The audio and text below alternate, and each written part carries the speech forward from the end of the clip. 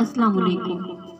کوئی نہیں جہان میں تیرے سوا میرا، اے رب کائنات میری دیکھ بھال کر۔ دینے کے 1000 طریقے ہیں، لیکن سب سے گھٹیا محبت کا دکھاوا کرنا ہے۔ بھی انی مغلوب منتصر، اے میرے رب میں بے بس ہوں، تو میری مدد فرما۔ دل زمین پہ ٹوٹتے ہیں اور آہیں عرش پہ جاتی ہیں۔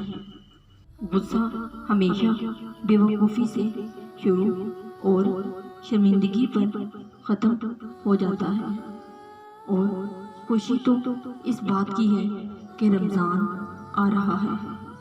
اپنا اچھا وقت انہی کو دے جو برے وقت میں آپ کے ساتھ تھے۔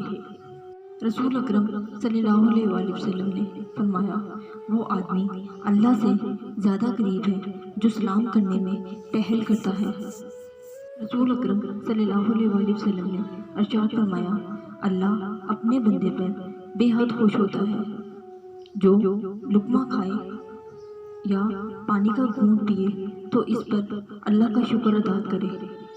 زندگی کے سفر میں کبھی کبھی ایسے موڑ بھی آتے ہیں جہاں محنت اور ڈگریاں ہار جاتی ہیں، قسمت اور دعائیں جیت جاتی ہیں۔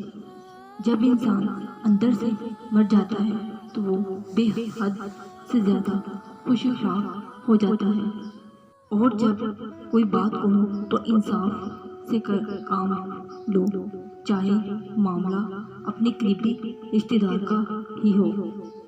اے لوگو، تم اللہ سے کے در کے متحد ہو اور غیبی حمید ہے۔ ایک بزرگ نے کسی سے پوچھا، انسان کا سکون کہاں چھپا ہوا ہے؟ بزرگ نے جواب دیا، غفلت ہو جائے تو سجدے میں، اور گناہ ہو جائے تو توبہ میں۔ یا اللہ مجھے وہ عطا کرے جس کا میں نے تجھ سے امید لگائی ہوئی ہے۔ دوزخ نے کہا، ماں وہ ہستی ہے جو گناہ گار اولاد کو بھی بچا لیتی ہے۔ جنت نے کہا، ماں وہ ہستی ہے کہ جو مجھے بھی قدموں کے نیچے دبا لیتی ہے۔ یا اللہ ہم آپ سب کو ماؤں کو سلامت رکھے، آمین۔